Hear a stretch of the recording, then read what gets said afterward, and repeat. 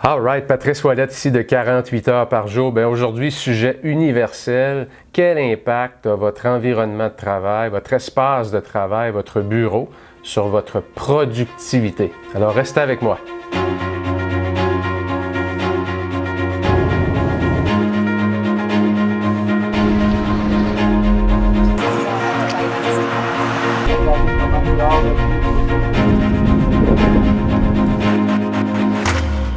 Et le premier point que je veux vous parler, c'est l'accès à la lumière du jour. Plusieurs études l'ont démontré. Les travailleurs qui ont accès à la lumière du jour dans leur espace de travail, il y a toujours un gain en productivité à faire. Alors évidemment, comme on le sait de nos jours, c'est loin d'être le cas. C'est pas tout le monde qui a accès à la lumière du jour. Comme vous le voyez ici, je suis installé dans ma chambre d'hôtel ici à Toronto et puis j'essaie toujours autant que possible de choisir une chambre qui me permet d'avoir des grandes fenêtres, qui me permet d'avoir accès à cette énergie qui provient de la lumière du jour. Quand c'est pas le cas, bien, il faut avoir des trucs, dérivés. Et un de ces trucs-là, c'est d'apporter des fleurs à votre bureau. Changez les fleurs une fois par semaine. Pourquoi? Parce que les fleurs, c'est la vie, c'est l'abondance, c'est l'amour aussi. Et ça procure toujours un sourire, des fleurs.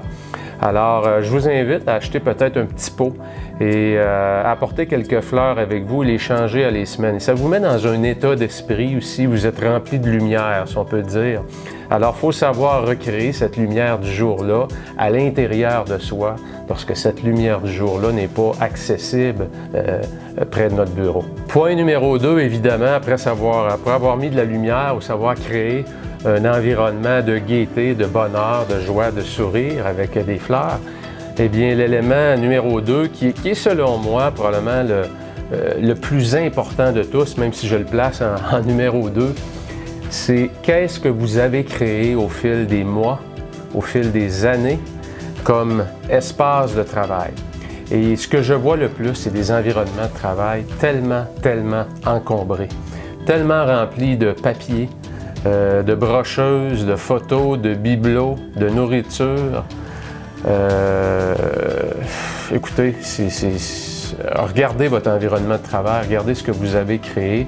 Et très souvent, c'est un fouillis total. Des tiroirs qu'on rouvre, il y a toujours le tiroir qu'on ne veut pas que personne voit parce qu'il est tellement rempli. Et d'ailleurs, il est tellement rempli que parfois on a de la difficulté à l'ouvrir. Et lorsqu'on réussit à l'ouvrir, bien, on n'est plus capable de le fermer tellement qu'il y a de choses dedans. Bien, dites-vous une chose, l'environnement de travail, c'est souvent le reflet de votre esprit. Et si votre environnement de travail est extrêmement encombré, il y a des très fortes chances que vos idées sont encombrées. Ça veut dire quoi? Ça veut dire que vos priorités ne sont pas clarifiées. Vous n'avez pas pris le temps de simplifier vos priorités. Alors, ça commence par l'environnement physique. Alors, prenez le temps. Ce que je vous conseille de faire, c'est de prendre tout ce que vous avez sur votre bureau, totalement, et tout l'enlever au complet. Passez un linge sur votre bureau. Vous allez trouver que ça doit faire très longtemps que ça n'a pas été fait. Ça va vous permettre d'enlever toute la poussière. Et vous allez remettre uniquement les choses strictement essentielles à la poursuite de votre travail. Ne mettez rien d'autre. Même les choses que vous dites, « Ah, ça peut-être, faudrait que je m'en occupe » ou « Ça peut-être », les « peut-être » ne vont pas sur votre bureau. Et vous allez probablement vous rendre compte que toute cette pile de papier-là, tout ce fouillis qu'il y avait sur votre bureau, vous en aurez probablement même pas de besoin dans le futur aussi. Et le fait d'avoir un environnement de travail qui est éclairé, comme on l'a dit, s'il n'y a pas d'éclairage, on s'apporte des fleurs ou on apporte une photo qui nous apporte une belle énergie, qui nous ramène dans un voyage, dans un endroit qui nous procure de l'énergie. Et on élimine complètement l'encombrement pour simplifier, pour avoir les outils essentiels à notre productivité, pour enlever toutes les distractions. Alors évidemment, bien ici, ça n'a pas été très difficile pour moi de faire ça. Je suis dans ma chambre d'hôtel à Toronto. Et évidemment, quand je travaille, je pourrais faire comme bien des gens quand même, prendre tout ce que j'ai apporté comme papier, comme livre, et le déposer sur mon bureau. Mais quand je travaille, regardez, c'est très simple. J'ai mon agenda papier qui est juste ici, ma version papier. J'ai mon ordinateur. Et puis, j'ai quelques documents ici, c'est tout. Alors, c'est très simple et quelques crayons. C'est tout ce que j'ai de besoin pour être ultra productif et ça m'évite d'avoir mon esprit, hein, quand on dit le monkey mind, d'avoir un esprit qui voyage et qui se promène, d'avoir des rappels constants parce que quand je regarde ma pile de papier, et pour certains papiers, ça fait peut-être 6 mois que c'est dans la pile, ça me crée seulement de l'anxiété. Ça fait juste me rappeler que je procrastine tout le temps et il n'y a rien de bon dans ça. Il n'y a rien de positif pour l'esprit. Alors, dégagez tout, mettez les outils essentiels et mettez-vous au travail immédiatement. Le point numéro 3 pour aménager votre bureau, bien, il est très simple. C'est qu'après savoir donner un meilleur accès à la lumière lorsque c'est possible, ou avoir créé de la lumière artificielle dans son environnement, que ce soit à travers des fleurs, une photo inspirante, ou faire encadrer une belle citation, puis avoir fait le ménage complet sur son bureau, enlever tout l'encombrement qui existe et garder ça le plus simple possible, le plus épuré possible. Bien, le troisième point, c'est ce que j'appelle, moi, le protocole de l'énergie d'activation. Et c'est quoi exactement ce protocole-là? C'est prenez 15 minutes à la fin complètement de votre journée de travail, donc le dernier 15 minutes, et vous allez faire quoi pendant ce 15 minutes-là? Vous allez tout simplement préparer votre entrée au travail le lendemain matin. Donc, vous allez mettre sur place tous les outils nécessaires, les fichiers sur votre ordinateur vont déjà être ouverts pour que lorsque vous allez entrer au travail, vous êtes déjà prêt, engagé. Donc, l'énergie nécessaire pour vous activer à démarrer la journée est réduite au minimum.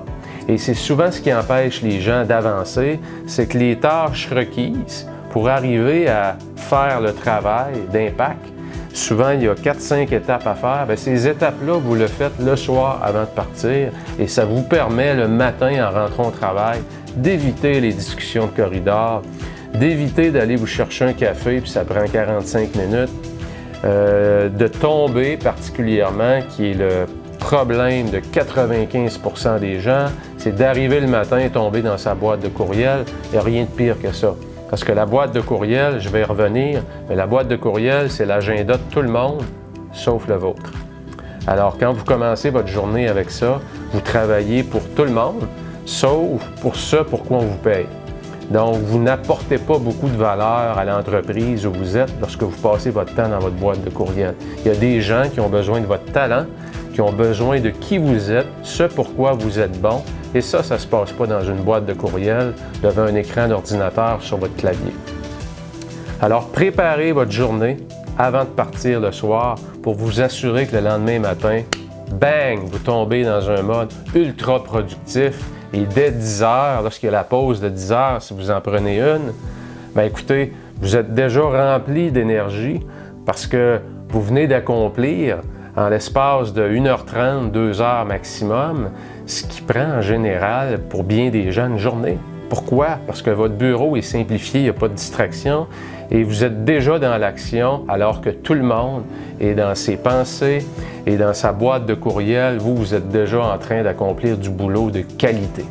Un autre point qui va vous permettre d'avoir vraiment d'augmenter l'intensité. Hein? Maintenant qu'on a apporté de la clarté, qu'on a simplifié notre environnement de travail, qu'on s'est mis de la joie, du sourire, ce qu'on veut faire, c'est augmenter son niveau d'intensité. Pourquoi? Parce qu'ultimement, ce qu'on veut, c'est produire plus de travail de qualité dans une période de temps plus réduite. C'est ça qu'on cherche à faire tout le temps, hein? Parce qu'on veut avoir une avance sur la compétition, alors que les autres, ça leur prend une journée à faire leur travail parce qu'ils sont perdus dans leur boîte de courriel, sont perdus à la machine à café, sont dans des discussions de corridor. Nous, ce qu'on fait, c'est qu'on enclenche du travail de qualité. On produit de la valeur pour l'entreprise.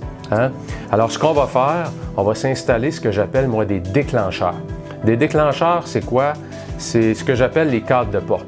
Quand vous passez à travers, exemple, le cadre de porte de votre bureau, vous avez un mantra. Un mantra, c'est quoi? C'est une phrase clé qui va augmenter votre intensité. Et plusieurs athlètes ont ça, hein? Ils passent à travers la porte du vestiaire et puis soudainement, il y a une phrase clé qui se dit et ça augmente leur intensité.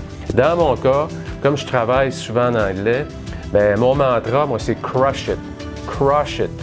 Et quand je passe à travers la porte de bureau ou à travers, exemple ici, je suis à Toronto dans la chambre d'hôtel, quand je passe à travers le cadre de porte de ma chambre d'hôtel et je sais que je vais avoir 1h30 de travail à accomplir et je veux m'assurer que c'est simplifié, c'est épuré, j'ai accès à la lumière du jour et je vais augmenter mon intensité en rentrant dans la chambre d'hôtel, crush it. Alors, quel est votre mantra? Trouvez-en un et vous allez voir, ça a un impact majeur parce qu'on se met dans un état d'esprit, de force, de puissance, de résultat, d'action. On est concentré sur la tâche à accomplir. Un autre point excessivement important et qui est très négligé, c'est que pour arriver à accomplir du travail de qualité, parce qu'évidemment, il y a la quantité de travail et souvent on associe la productivité, c'est à accomplir plus de tâches dans le même laps de temps qu'une autre personne. Et c'est un peu un piège, c'est une trappe, parce que souvent, ce qui nous produit le plus de satisfaction, c'est de cocher, de barrer sur notre liste de choses à faire, des choses un peu futiles. Mais plus on met des traits sur cette liste-là, plus aussi ça nous procure de la satisfaction. Donc, c'est un couteau à deux tranchants, comme on dit, parce que ce que vous voulez avant tout, c'est produire du travail de qualité, du travail d'impact, du travail qui apporte énormément de valeur dans l'entreprise, qui génère de la valeur pour les gens autour de vous, qui génère de la valeur pour vos clients. Donc, c'est là où vous voulez passer. 80% de votre temps doit être passé sur ces tâches-là. Et un des grands défis qu'on a aujourd'hui, eh bien, c'est tout ce qui touche l'électronique. Je prends mon ordinateur qui est juste ici, je prends mon téléphone intelligent qui est juste ici, mon smartphone. Eh bien, on travaille deux trucs en un, dans le fond, c'est que ce que je vous conseille de faire, c'est de travailler par capsule de 50 minutes, 60 minutes maximum. Et ce qu'on fait, c'est qu'on met une minuterie en marche. Alors, mettez littéralement une minuterie en marche qui est visible. Et première des choses, ça donne un objectif à votre esprit et le cerveau est compétitif de façon naturelle. Alors, lorsqu'on voit un compteur, un sablier qui descend, on va devenir plus performant et on va focusser sur les choses sur lesquelles on devrait travailler. Et deuxième des choses, vous allez complètement couper les distractions. Donc, mettez votre téléphone en mode avion, mettez votre ordinateur en mode, j'appelle ça hors ligne, déconnectez-vous de l'Internet, à moins évidemment que le travail que vous devez faire, c'est de la recherche sur des sites qui vous obligent à avoir une connexion Internet. Si c'est le cas, assurez-vous de déconnecter toutes les notifications, les vibrations, les bruits, tout ce qui va enlever votre esprit du travail que vous voulez faire. Donc, vous voulez éliminer ces distractions-là, ces sonneries, les tics, bing, bang, un courriel qui rentre, une cloche qui arrive, un autre écran, un pop-up qui apparaît. Vous voulez éliminer tout ça pour vous permettre de vous concentrer pendant 50-60 minutes de façon intense, parce qu'on a augmenté notre intensité sur la tâche à accomplir. Donc, une minuterie et l'élimination des distractions électroniques. Vous vous reconnecterez après votre session de travail. Donc, si vous voulez travailler comme moi je le fais par capsule de 50 minutes, bien, le 10 minutes après, je reprends contact avec le monde, avec la planète. Et savez-vous quoi? Il n'y a personne autour de moi qui a vécu un cataclysme parce que j'ai été non disponible pendant 50 minutes. Mais je sais une chose, par contre, pendant ces 50 minutes-là, je viens d'ajouter énormément de valeur dans mon environnement. Je viens de prendre une grosse longueur d'avance sur la compétition qui a été, elle, branchée constamment sur l'agenda des autres, sauf le sien, en étant dans sa boîte de courriel constamment. Et aussi, les boîtes de courriel, qu'est-ce qu'ils font? Bien, ils nous amènent sur des sites parce qu'on finit par cliquer sur des liens et on se rend compte de quoi? 2 heures, 3 heures viennent de passer et on n'a pas fait grand-chose. Alors, éliminez les distractions et achetez-vous une petite minuterie ou un bloc de temps qui est visuel et qui vous permet de focusser votre esprit sur un objectif avec un laps de temps déterminé de 50 minutes environ. Je me permets de vous challenger, si on peut dire, sur un point qui m'apparaît tellement important. C'est que si vous appliquez ces stratégies-là qui vous permettent d'augmenter votre productivité et que ça fonctionne plus ou moins pour vous, il est peut-être temps de vous poser les vraies questions. Est-ce que je suis toujours assis dans la bonne chaise? Est-ce que mon travail n'est pas devenu tout simplement une routine qui m'apporte plus de satisfaction? et je me rends au travail simplement pour l'argent. Si c'est le cas, perdez pas votre temps à essayer d'être meilleur, d'être plus productif. Parce que vous allez tellement travailler contre ce que vous ressentez en dedans de vous. Et quand je dis vous poser les vraies questions, c'est avoir le courage de se dire c'est quoi ma prochaine étape dans la vie? Est-ce que je suis encore satisfait? Si la réponse est non, c'est que mon travail ne me motive plus et au point où j'ai des problèmes de performance et je me le fais rappeler par mes supérieurs. Et là, j'essaie de trouver des trucs à l'extérieur de moi, des trucs externes, des stratégies externes pour essayer de reprendre le contrôle sur ma performance. Dites-vous une chose, vous ne travaillez pas au bon endroit. Le problème, il n'est pas à l'externe, il est à l'interne. Donc, vous devez, à la base, pour devenir ultra productif, pour se rendre dans la Ligue des champions, vous devez, à la base, être passionné par votre travail ou, à tout le moins, avoir un minimum de passion dans votre travail. Alors, si vous n'êtes plus là, ou vous vous posez des questions, mais prenez le temps d'y réfléchir. Ça ne veut pas dire nécessairement que demain matin, vous allez avoir des réponses à tout ça, mais prenez le temps de réfléchir le soir, prenez-vous un journal, écrivez sur ce sujet-là et essayez de trouver des réponses qui vous inspirent. Peut-être que c'est une nouvelle carrière qui vous attend, peut-être que c'est tout simplement une discussion avec votre supérieur immédiat pour vous partager un peu les difficultés de motivation que vous avez. C'est peut-être un conflit avec un collègue de travail qui vous empêche d'avancer. C'est peut-être tous les problèmes que vous vivez à la maison et que vous êtes incapable de laisser à la maison, que vous transportez avec vous au travail. Écoutez, il peut y avoir une foule de raisons. Peut-être que vous sentez que compte tenu du travail que vous donnez, que vous êtes sous-payé, ça peut être ça aussi. Peu importe les raisons. Ce que je dis, c'est ayez le courage de vous poser les vraies questions et ayez le courage de trouver les vraies réponses. Et lorsqu'on a à la base cette source-là interne qui est forte et qu'on augmente notre intensité et qu'on applique des stratégies concrètes de productivité dans notre environnement de travail, je peux vous dire une chose. Comme on dit en anglais, sky's the limit. Vous allez être extrêmement différent de la compétition. On va vous distinguer, on va vous voir et vous allez avoir accès à des postes de plus en plus élevés si c'est ça qui est votre désir. Alors sur ce, je vous souhaite une semaine ultra productive, mais surtout, je vous invite à passer à l'action et non pas attendre un prochain vidéo sur la productivité, écouter ça et vous dire que c'est des bonnes idées, mais ne rien faire avec. Ça serait le pire. Au pire, allez, prenez une idée dans la vidéo que vous venez de voir, écrivez-le et commencez dès maintenant son application. Excellente semaine à vous. On se revoit très bientôt pour une autre stratégie. En attendant, si vous avez des trucs que je n'ai pas abordés, des stratégies, n'hésitez pas à les mettre pour le bénéfice de tous les gens qui suivent 48 heures par jour. Mettez vos trucs, commentaires positifs, négatifs, n'hésitez pas. Le feedback, c'est la meilleure source pour s'améliorer. Semaine ultra productive pour tout le monde. Bye bye! Bien, je vous invite à vous rendre sur le site de 48heuresparjour.com pour aller chercher votre guide gratuit pour savoir comment doubler, littéralement doubler au minimum votre vitesse de lecture. Avec la quantité phénoménale d'informations qu'on a à digérer aujourd'hui, alors doubler sa vitesse de lecture, c'est un des facteurs de succès importants pour doubler votre impact à tous les jours. Alors 48heuresparjour.com, allez chercher votre guide gratuit pour doubler votre vitesse de lecture.